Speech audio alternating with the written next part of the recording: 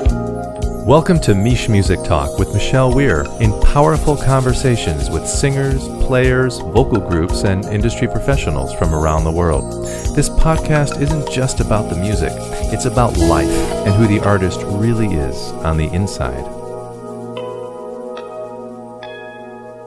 Hello again, and welcome back to the MichMusic Talk podcast, episode number 15, with, oh my gosh, Kirby Shaw.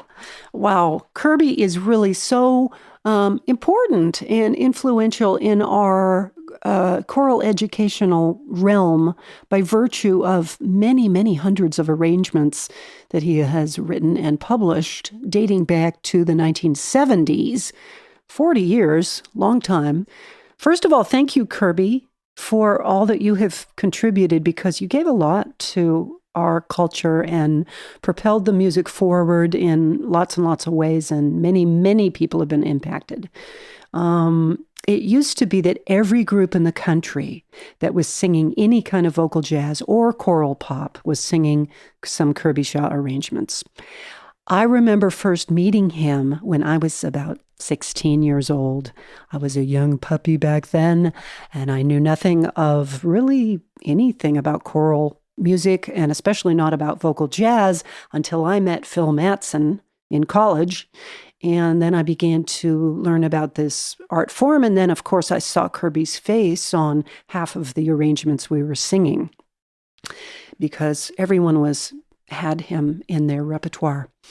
It was really fun talking with Kirby about the current state of vocal ensemble education, the publishing world and how it's changed over the years, and how a new arranger could break into working with the bigger, more established publishers like Hellenic or Alfred Publishing, which in reality is, next to impossible. Sorry, but probably true.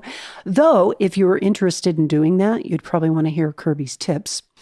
And also to talk about people that are doing their own online publishing biz, which is pretty common right now. I've done it now for 10 years myself.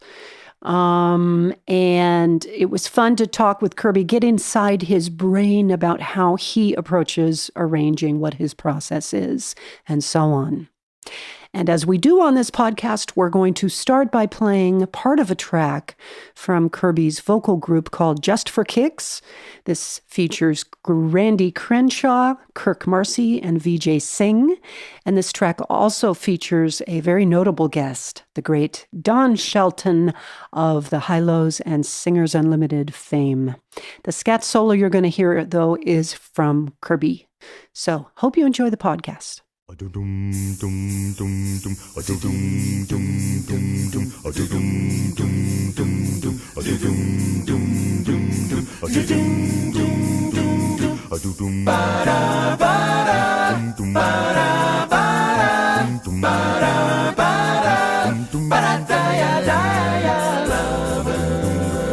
lovely day, love came planning to stay. Green Dolphin Street supplied the setting. Green Dolphin Street, Setting for nights beyond forgetting. and through these moments apart, memories live in my heart. When I recall the love I found on, I could kiss the ground on Green Dolphin Street.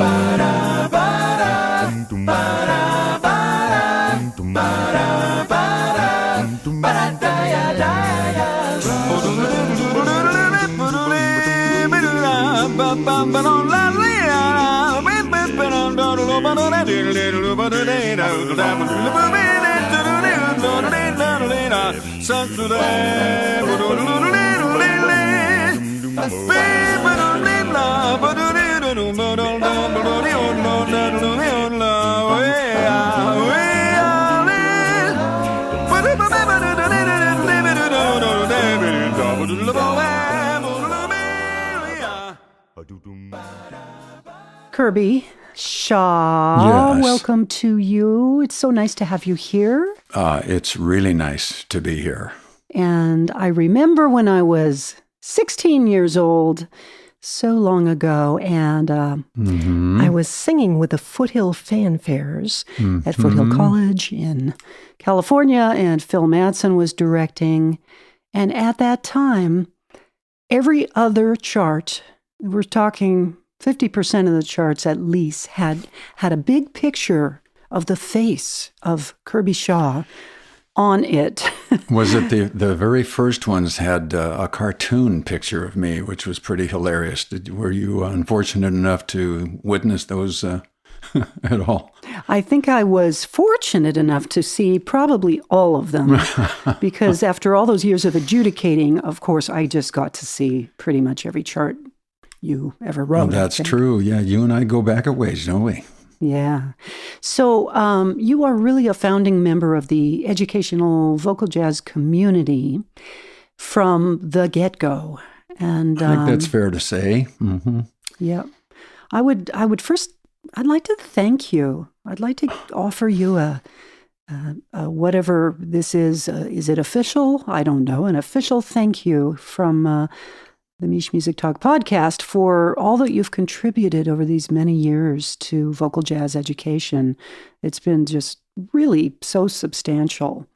I really appreciate hearing that from you, Michele, because you're a first-rate musician. You're a fine writer of music yourself, and who has taught more people how to sing vocal jazz than you. I don't know anyone else that's exceeded what you've done all over the place, all around the world. I mean, I'm honored to be here and to be blabbing with you. Well, thank you. And if by that you're trying to say that I'm really old,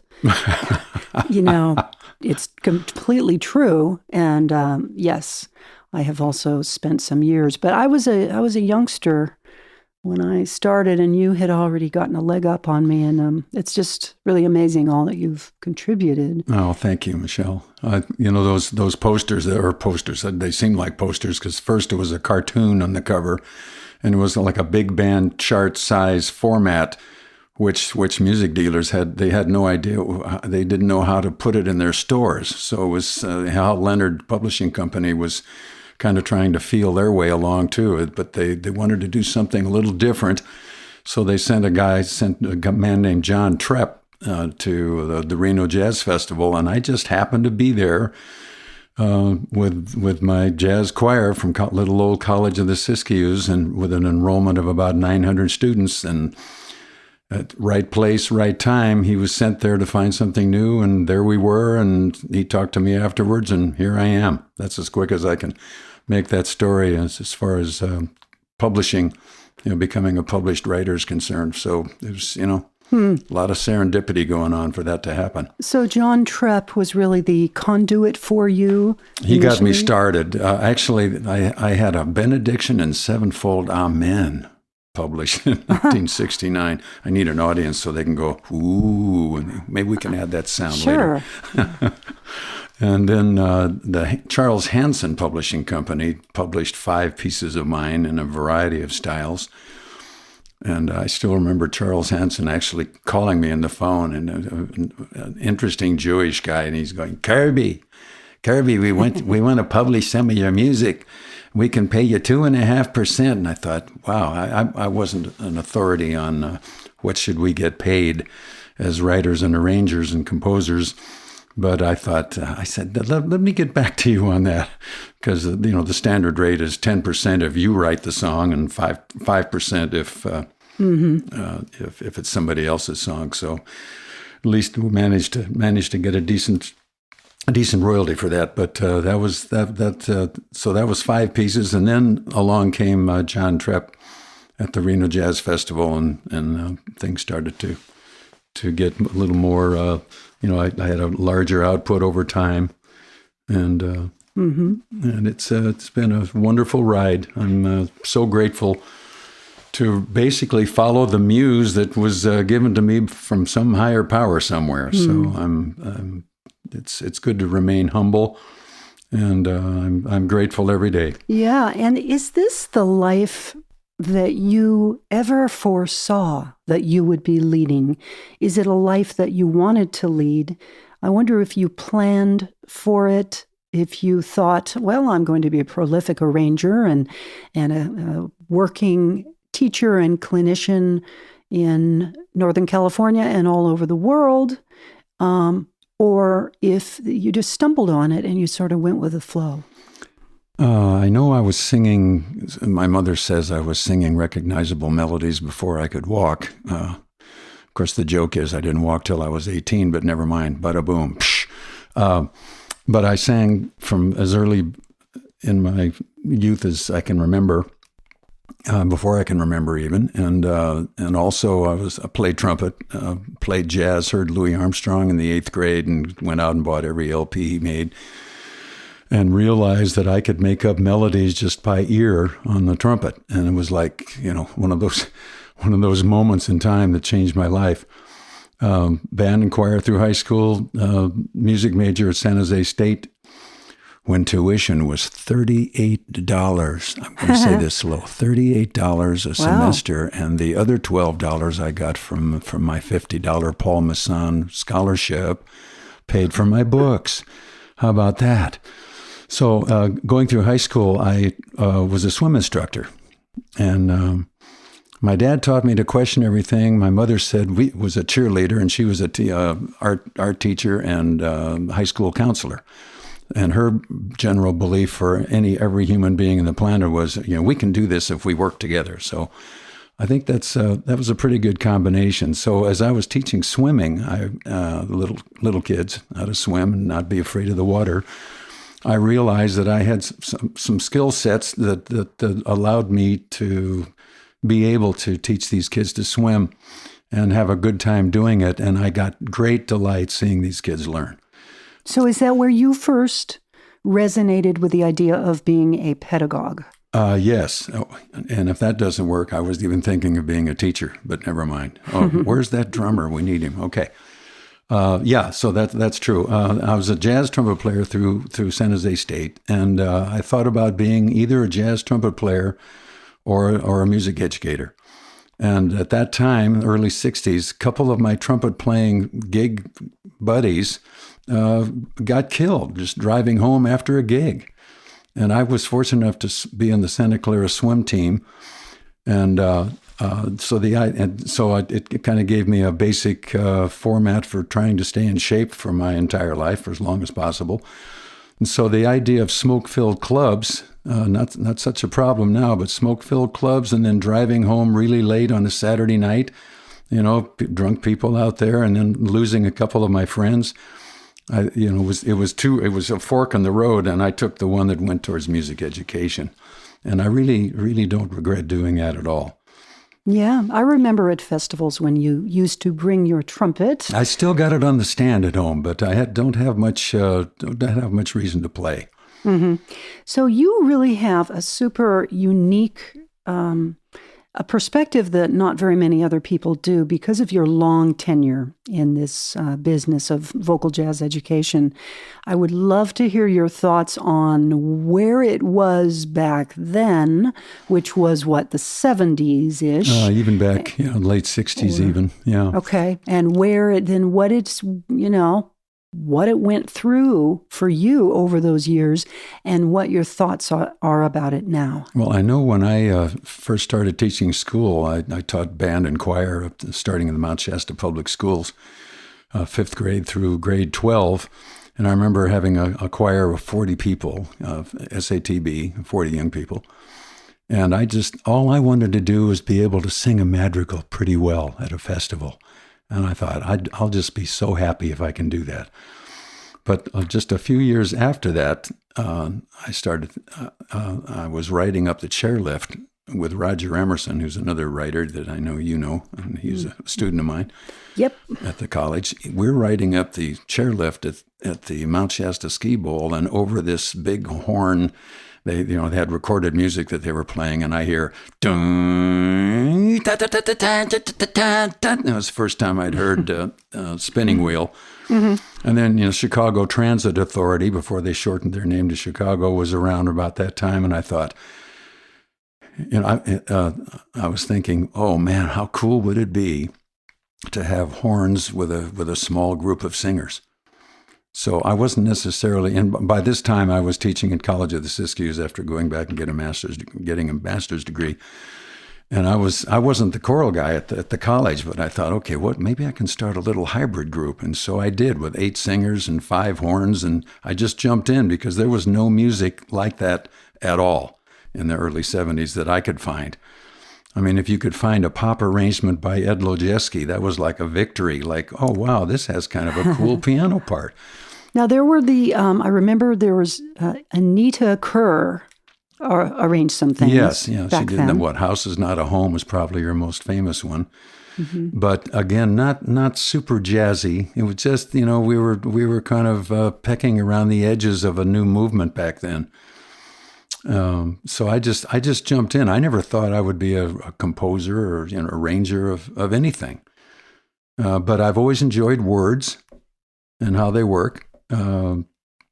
And how you combine them in creative ways, and I've always admired other musicians, and I always enjoyed listening to singers. I remember hearing, I go back far enough to remember Doris Day singing "Hey Sarah, Sarah," right? And then I'm hearing again. This is in the San Francisco Bay Area. Then I hear. From KSAN out of Oakland, well, I went to the store when they opened. That's White Port and Lemon Juice. I didn't realize that was a tune about a wino, but I thought, oh man, that groove, the shuffle groove. I had not heard that many shuffle grooves. I mean, I remember swing music. I remember hearing "In the Mood," way after it was popular, but it was still around. And, so you were inspired by all of those, really early influences, and obviously you took that and, brought it into your world of being a newbie arranger. Yeah, and why do people sound the way they do? Why do they bend those notes? So I got really interested in examining how people change individual notes and to express their feelings. And I found over the years that not a lot of people pay a lot of attention to that, but I thought it was really interesting, and so that was an important factor in my writing of popular music in general and jazz in particular. It's like, let's get some marks in there, and then explain them so people can get some understanding and sound more authentic, like the best practitioners that are out there. So how have things changed? We went through quite a few decades now of stuff. How have things changed in the schools? How have things changed at the festivals? How have things changed with the literature? You might have to remind me of the last two, but in terms of support, it's really discouraging to see. I remember Prop 13, I believe it was, in California, where they put a lid on property tax. And suddenly state support for schools started to drop. And that same thing happened in Oregon with a Proposition 5, I believe, sometime later. So vibrant programs, again, it's very subjective, but a whole lot of programs just started to just kind of go away. My daughter's a jazz choir director, and so is my son-in-law, but she was directing a choir as recently as a year ago, getting up at 5 a.m. for the 7 o'clock before school rehearsal. So you get that kind of thing going on. So it's not in the curriculum anymore. Right. So how creative can you be to find a way to have music in the school survive? I think that's a real shame. Yep. Anything you want to comment on regarding contemporary music that is being published and the recent influx of so many people like myself that have their own publishing companies online, and the Jeremy Fox and, of course, Carrie Marsh and even Rosanna Eckert. How has that changed things for the publication world? Well, I believe it's the royalties that people. I know, speaking personally, when I first started, I think Hal Leonard was publishing like 40 pieces a year. Now it's hundreds and hundreds each year. So there's just been a huge proliferation from the major music publishers, and then the whole tech boom has resulted in making individual composers or giving them the opportunity to have their own online publishing, which I think is great. So I think just about everybody who was there at the beginning, who was, maybe one of the few games in town, were making really good incomes, and now maybe it's not quite so good, but it's still, I have no complaints. I think my royalties have dropped maybe a third from what it used to be some years ago, for a variety of reasons, including people that are selling music illegally online or giving it away for free and it's published. Somebody in England ordered a piece of mine and said, "I want to do the right thing. I know this piece you wrote is out of print, but I'd like to order it, but I just want you to know that there are 4 online places I can get your arrangement right now for free." Yeah, right. And I thought, that's really discouraging. Oh, I know. I remember the first 20 times I saw the same thing, and I saw my books being sold at some ridiculous discount. So if no one would ever buy it at the real price it's supposed to be, and so on, and how disheartening that was. And I started to hear my friends on Spotify, and at the time, I don't think they knew they were on there and being given away basically for free. And where'd the morality go? Can we blame the drugs in the 60s for that? I'm not sure, but I don't think so. Yeah, this business of music should be for free. Oh, really? Well, give me that car then that your father owns on the car lot down there from the dealership. Yeah.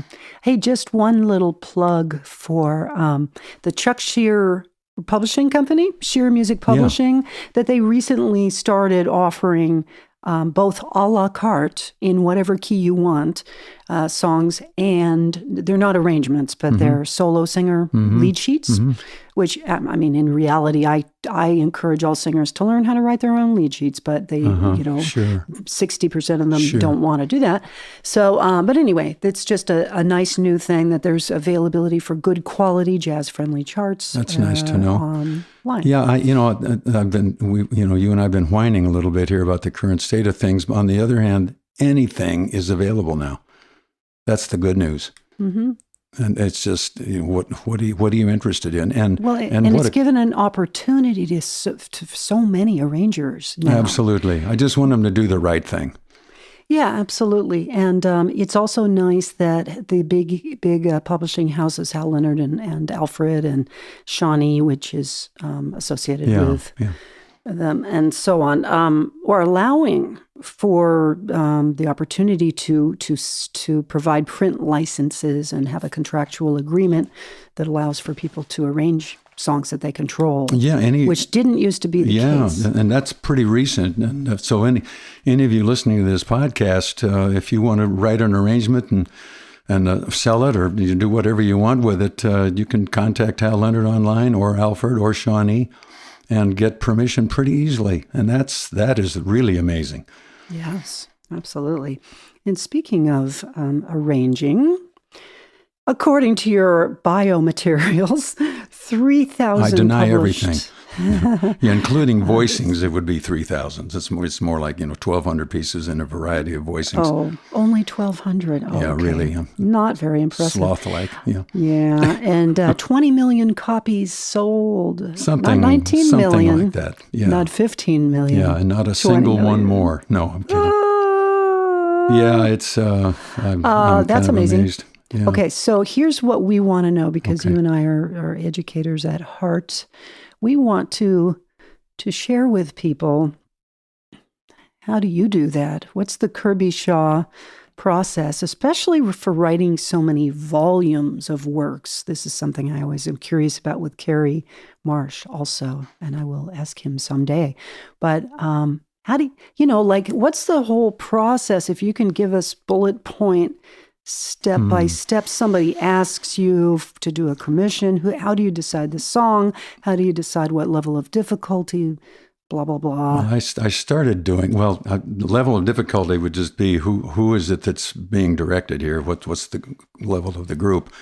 For me, it's been pretty much mixed voices and, high school or above level. Some harder, some real barn burners for festivals,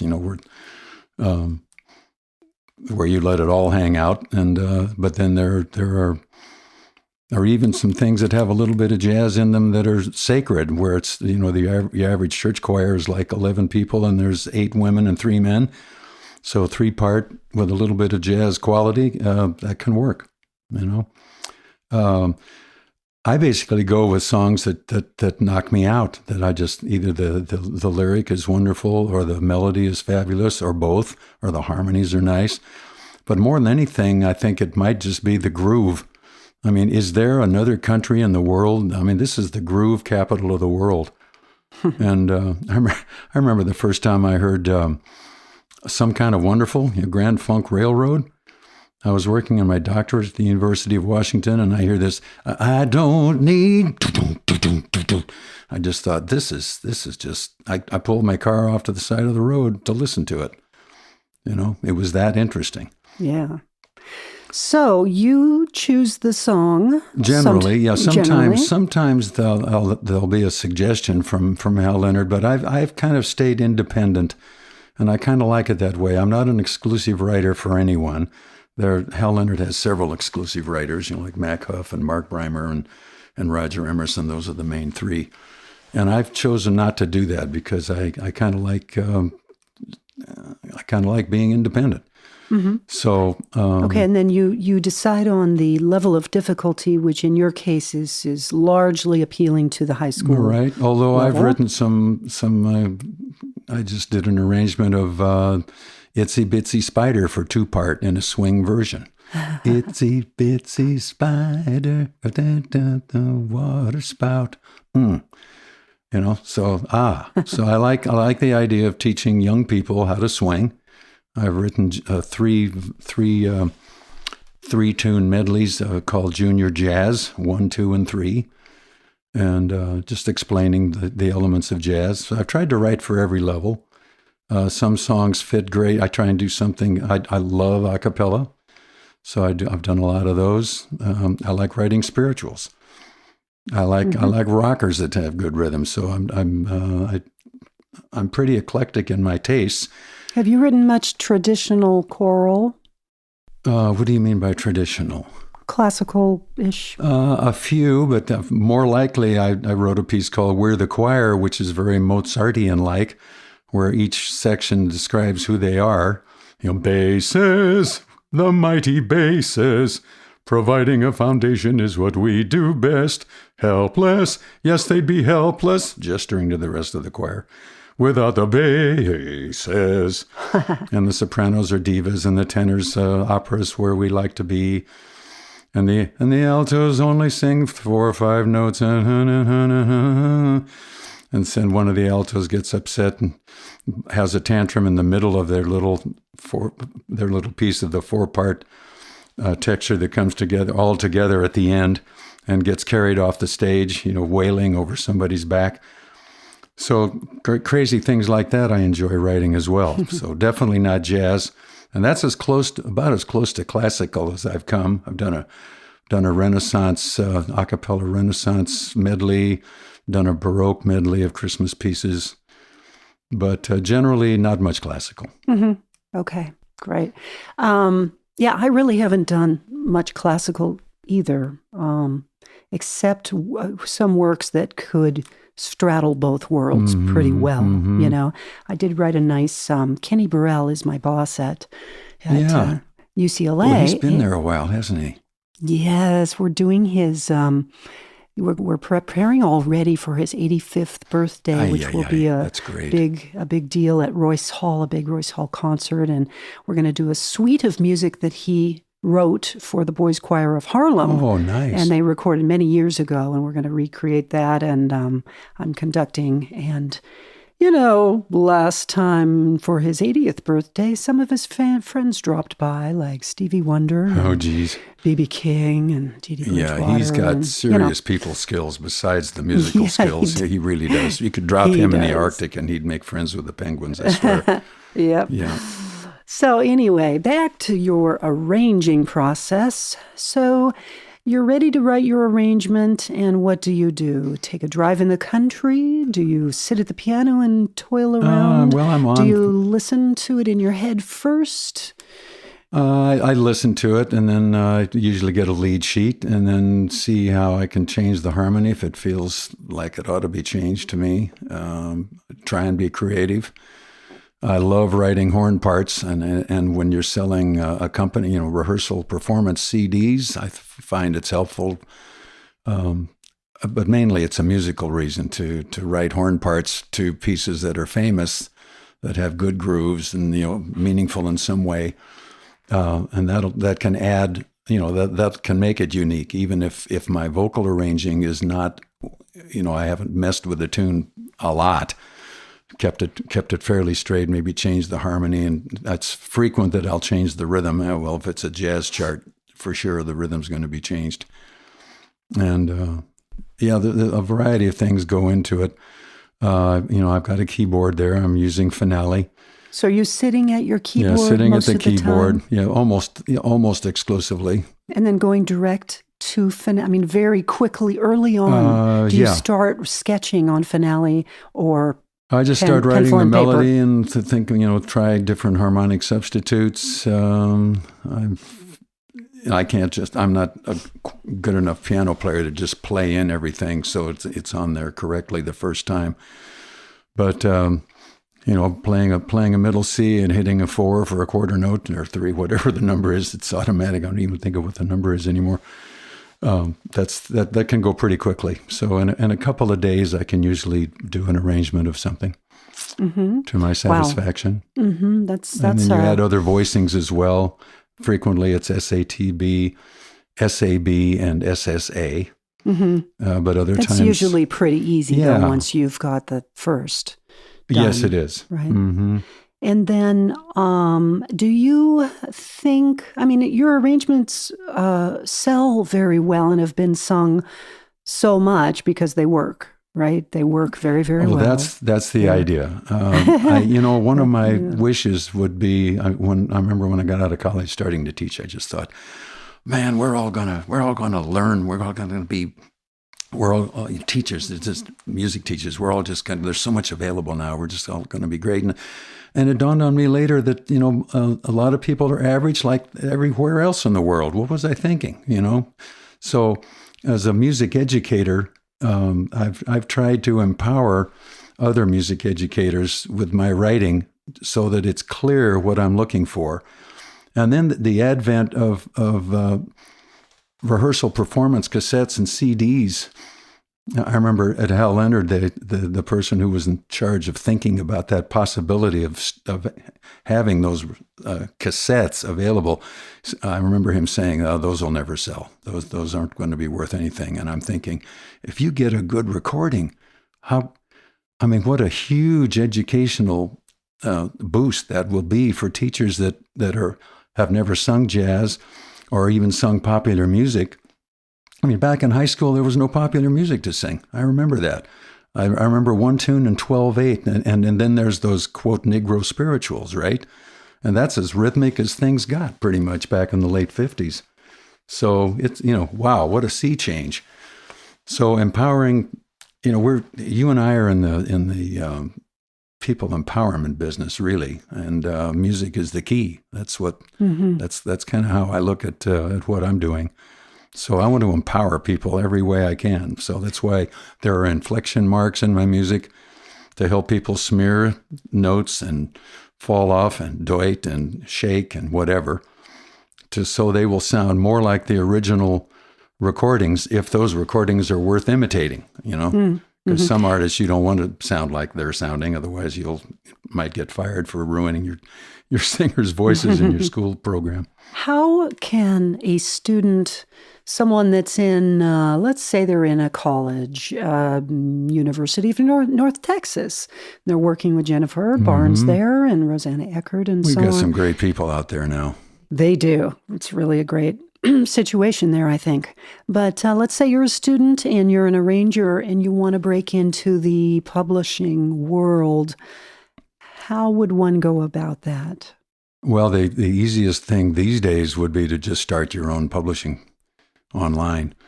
But what I tell people that want to go to the publishers that are more well known, like Hal Leonard or Alfred, what I tell them is have a flawless looking arrangement, one that looks really, really good. Find somebody that knows more than you do about the calligraphy aspect of that and make sure it looks really good. Have it open to the page. Go to a festival where they're in the industrial booths, the exhibits. There will be, a booth for Hal Leonard or any of these other publishers, Santa Barbara. I mean, it's a fairly long list. Have headphones set beforehand to the size of the head of the person you want to listen to this recording, and make sure it's a really good recording. Catch them just about the time, sometime when no one else is bothering them or talking with them, and just say, could you give this a listen for me? I just want you to hear this. Don't you have to say something first, like, hi, my name is Jon, and gosh, I've admired your work for so many years. Yes, that's true. And then you just go, you just have them take a listen.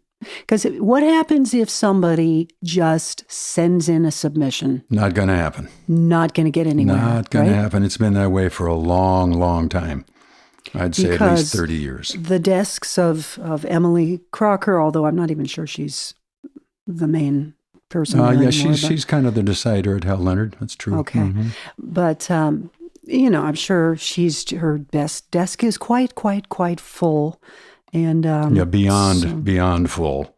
Yeah, I mean, she can't possibly listen to an unrecommended submitter. That's exactly right.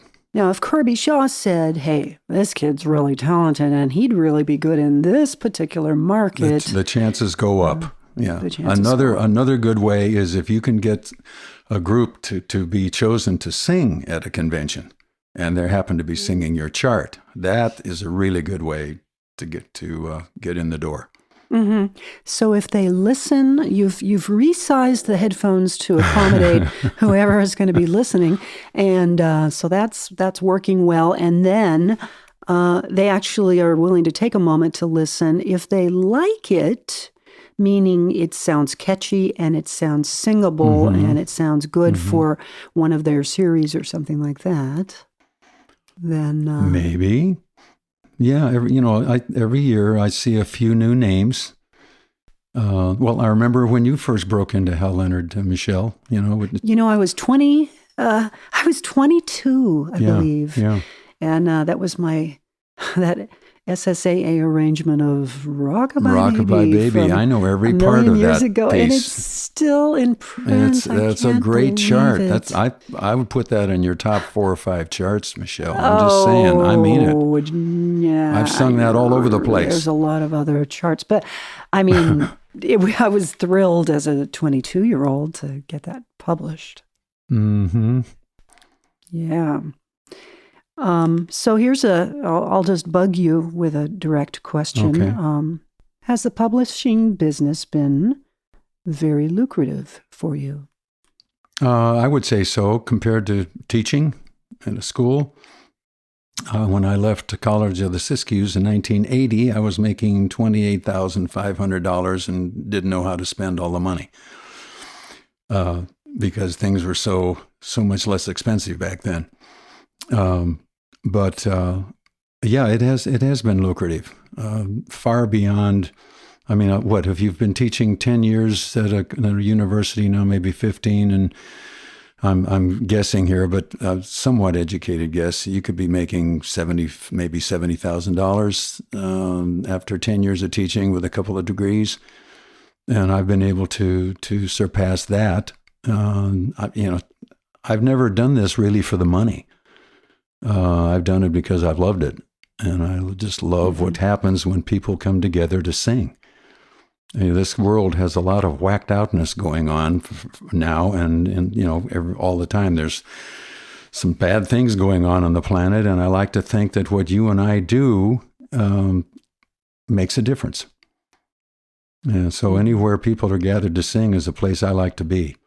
You sign on the metaphor for it. You're signing on for a common goal, and you work hard to achieve it. You check your ego at the door, hopefully, with a few exceptions, and you make this happen, and you feel good about it because you all succeeded, and it prepares you to do more and to be and to get your face on in a concert, right? And be a little more open facially and emotionally, just as you sing. And maybe that results in, if you're a parent and you got a little child coming up through school and you decide to go to a board meeting, maybe your complaint to the board might have more power because you sang in a choir and learned those skills about communication, in a different way. Yeah. And I really appreciate John Jacobson's organization, the benefit Sings. organization. Yeah, I've been involved with that for a long time. Yes, all good. I know you have. No bad. All good. Yeah, I love he's John great. for that. He's I great. appreciate him. Yeah. So, regarding the lucrative part of it, isn't it the case that you're going to make money in publishing these arrangements only if there's a very high volume sold, right? Correct. Because we're earning, I forgot what it is, 7.5% if it's a non-public domain tune, and maybe it's 10% if it's a public domain tune, and they only sell for $2.25. So you got to sell lots and lots and lots to really see any money. Yeah, I remember I did an arrangement of "And So It Goes," Billy Joel, and I remember it sold 50,000 copies in the first 6 months, and that was 25 years ago. Wow. Or something like close to that. And I remember thinking, wow, this is amazing. But that doesn't happen much anymore for anybody because of the proliferation we discussed earlier. Mm-hmm. But and I don't make as much money as some other writers. My guess is that Roger Emerson probably makes more money than anybody. And he just lives an hour away, and we talk at least once or twice a month. But his goal is to write music at a level where anybody can sing it. So he doesn't take a lot of he doesn't expand and get crazy at all. He keeps it right down the middle, and that's not a criticism, but that's been his philosophy. But he writes also for high school, right, probably, and junior high a lot. And all the different voicings and junior high, right. And maybe some elementary. Does he write but junior for high has been his kind of his specialty.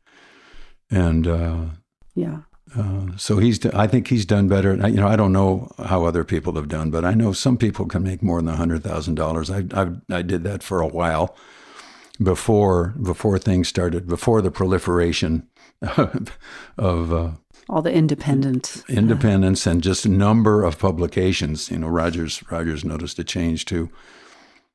Why has I'm sorry, I wanted to follow up on this when you first mentioned it earlier. Why are the publishers issuing so many more volumes of works? I really don't know. It's baffling. Every arranger I know wonders why. I mean, it must be because there's a market for it. Theoretically, right? I know one reason is that take Hal Leonard, for example. They work out agreements with various people, copyright owners, like Disney. I remember 30 years ago, they were paying Walt Disney $1 million a year for exclusive rights to their music, which means nobody else can publish choral arrangements or band arrangements of their music except Hal Leonard. Well, that means you better get a whole bunch of stuff out the door, correct?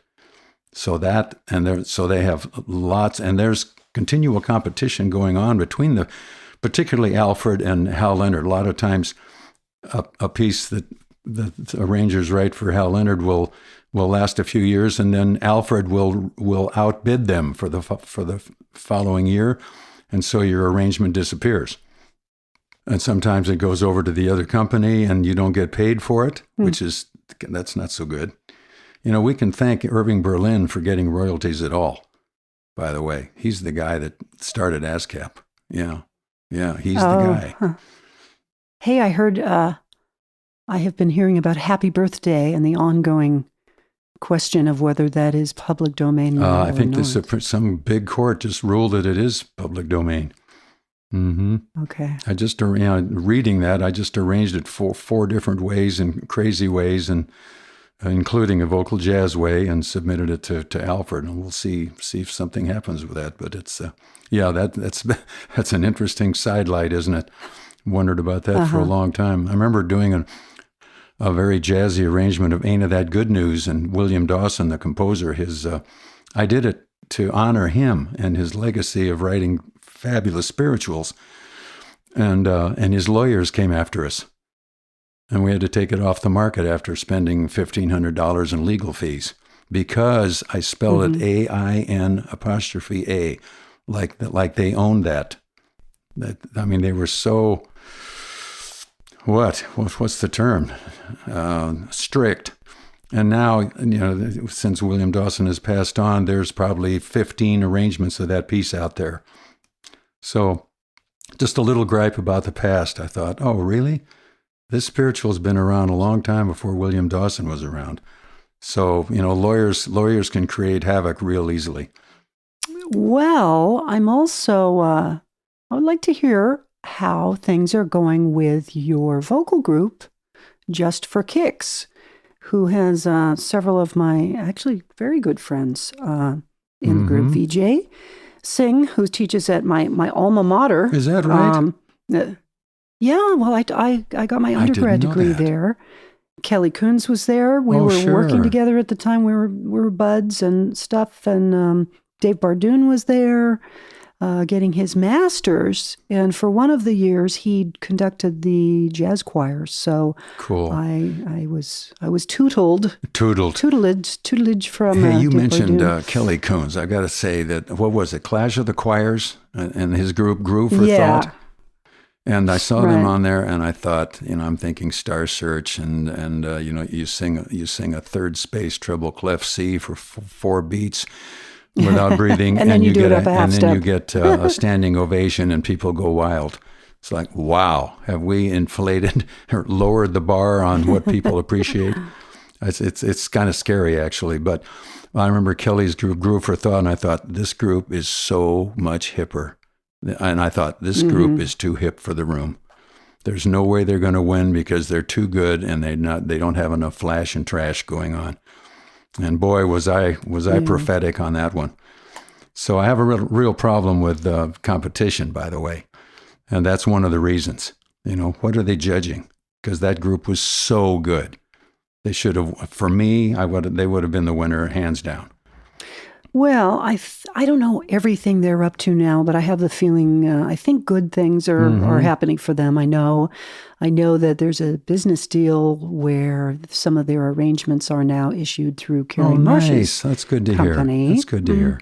And hey, and a cappella singing is you can whine if you want about some of the arrangements and where lyrics and melody and harmony have gone in pop music for the last, I'd say, 20 years or so. But the fact that so many people think a cappella is cool now is a real blessing for music in general, I think. I know, it's amazing, isn't it? With those Pitch Perfect movies and the Sing-Off and Glee.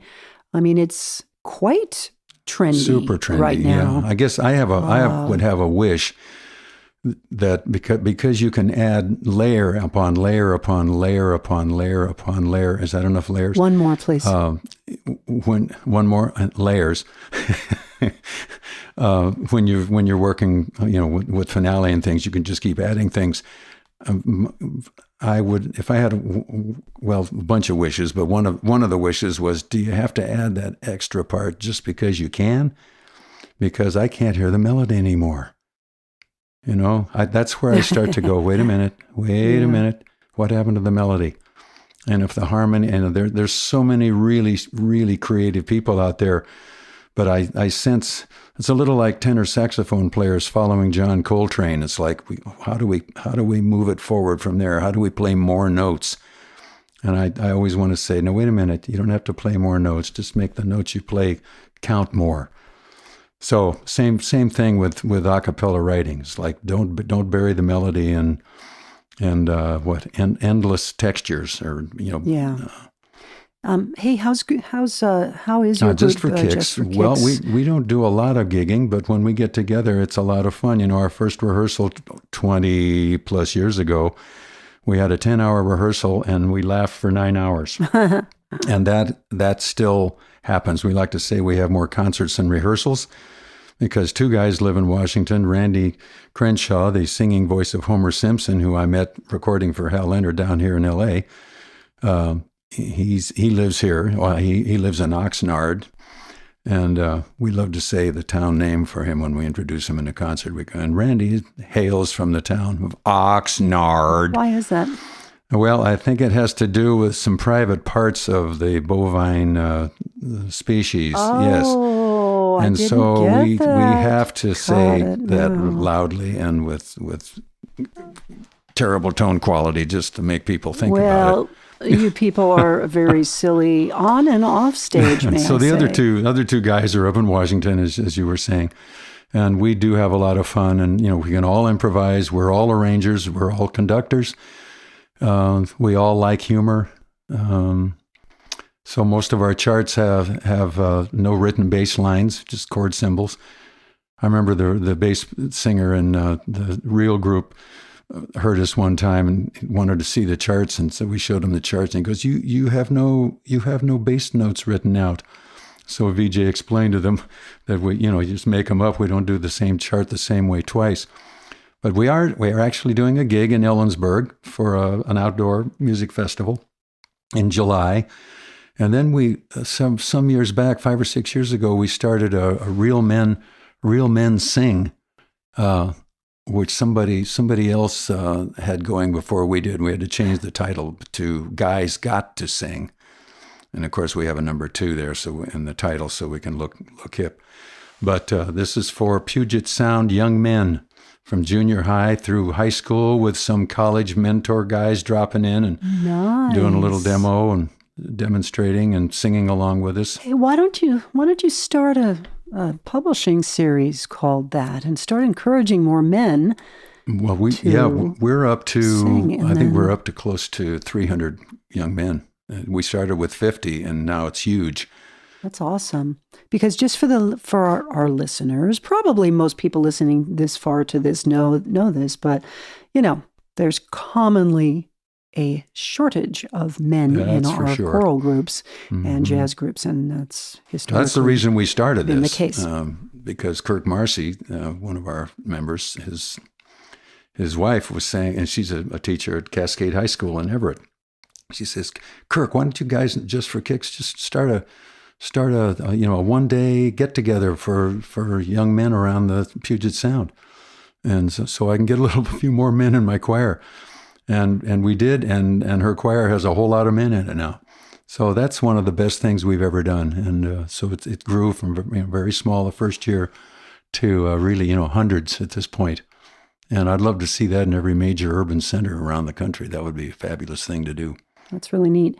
So we would love to know something. On the MichMusic Talk podcast, we pretty much always like to get into people's personal lives a little bit because, out in the world, you're spending so much time just dealing with your music and your business and all that stuff. And we know there's more to you than that. And I happen to know that you have a lovely wife named Markita. And you said that so beautifully.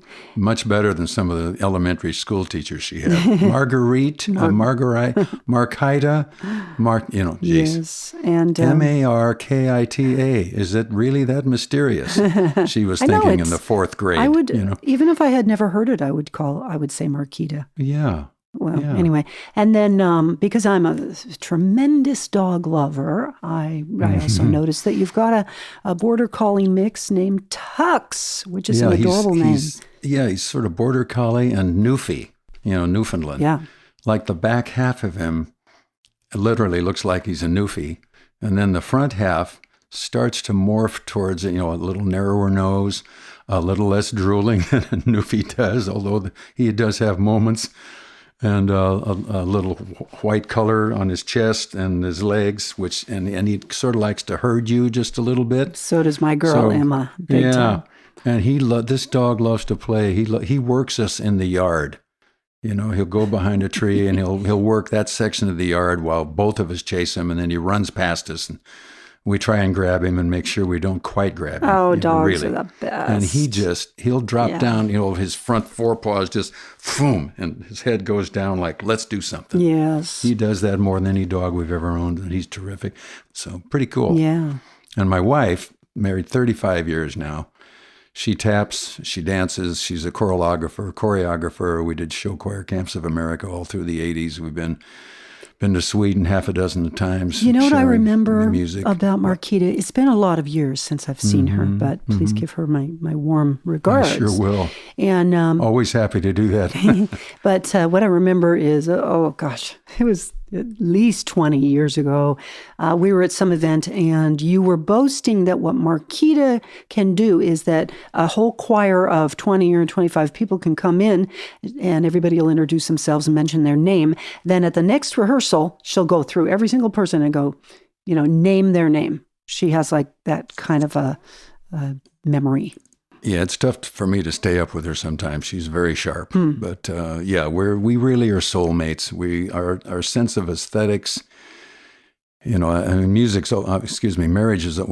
can be a challenge too, but marriage can be a challenge, of course. And, if you can't compromise, it probably doesn't work out. And we've got that figured out pretty well. Yeah. But aesthetically, we're like two peas in a pod, and that brings us both such joy. I mean, we'll look or listen to something artistic, and we'll have pretty much the same responses all the time. And it's fascinating. Kirby, and wonderful. What is one thing that you like to do that is completely non-musical? Oh, let's see. I can't go back. I was surfing a lot before the Beach Boys, before crowds took over and testosterone ruled the waves. Was that enough philosophy for that little segment? I love to hike. Love to landscape. But I think hiking, we live on 24 acres in a forest. So we've basically turned, a kind of coniferous forest. And so we've kind of turned our 24 acres into a park. Limbed the trees up to 20 feet. I've got built switchback trails going up on the steeper part of our property. Just being outdoors, you can be having a bad day and you go outdoors and start working and you feel better. I have done my share of hiking, as you know. I didn't know that you like to hike. Oh, I like to hike a lot. I might have suggested, since you are here at my abode right now, I might have suggested that we go run up into the hills behind my house. But if I didn't have all my clothing figured out for my trip to Australia for 2 weeks starting tomorrow, I would be happy to do that. But I have, when I come down to LA to record twice a year, I always try and climb Mount Wilson. Oh, and that's 13 miles and about 5,000 feet elevation gain. Yeah, good. And that's that keeps you honest. That hike isn't for sissies. Mm-hmm. Actually, living where we live is we live at 5,100 feet, so that's not for sissies either. Mm-hmm. You have 4 seasons. Yeah. We had 3-4 feet of snow at the deepest depth this last winter. So we are just about ready for the double time round. Double time round. The double time round. Ooh. Yes, and like Louis Armstrong. Okay. That's what he does all the time. Playing double time? You pick up his double time playing. It's all the time in his playing. It's just amazing. It took me a bunch of years to figure that out. But once it dawned on me, it's like, oh, no wonder. Oh. Yeah, he does double time all the time. Thank you for that. I'm going to pay attention next time I hear Louis Armstrong. So the double time round is just some questions that have to do with anything and everything. And as you can imagine, because the double time round sounds like something fast, I will just rattle them off to you, and you've got 5 or 6 seconds to get your favorite answer back to me. I will try. It's kind of a secret. It's like a subtle tip. Your favorite answer. That doesn't mean the right answer. Okay, so I can... Okay, well, so if it's not a complete sentence, it doesn't make me a bad person, right? Well, we'll see. I mean, maybe, you may lose points, but... Okay. We'll see. Okay, so here we go. Here's question number 1. Who is your favorite vocal group pre-Lambert, Hendricks, and Ross? Oh, boy. 5 seconds, 5 seconds, 5 seconds. 5 seconds. Would that be 4 freshmen then? I don't know that they're pre-Lambert, Hendricks, and Ross. I have no idea. Lambert, Hendricks, and Ross would be, what, mid-50s? 60s? No, 4 freshmen go back to 1948. Okay, there you go then. I think. All right. So, okay, I'm safe on that one. I was hoping you were going to say the Boswell sisters, my new favorite early they're pretty group. cool, They are but very cool. I did not know them for a long time. But, all right, good. Number 2. What is the molecular composition of Wetness. That is correct. What kind of car are you driving these days? RAV4 2001 gets 27 miles to the gallon. I vowed in high school I would never have a car that got less than 20 miles to the gallon. You got that an makes me outdoorsy green. car. Okay, and you're a green outdoorsy Well, we got to have car 4-wheel drive where we live. Yeah. So, yeah. Cool. Okay. How much wood would a woodchuck chuck if a woodchuck could chuck wood? Oh, it depends on how long his teeth can last. Well, you're going to have to give me a number. 4 chords. Right. Okay, fine. Excellent. Per Good hour. Answer. Who was the tenor saxophone player who was sometimes associated with Billie Holiday? Oh, Lester Young. Of course. What is my middle name? Beautiful. Well, it should be, of course. My parents didn't think of that. What is your middle name, Michelle? Arlene. Arlene. Oh, my kind of goodness. unusual, Yes, Arlene. these days particularly. Okay, and last but not least, what is your favorite arrangement of yours? Oh, boy.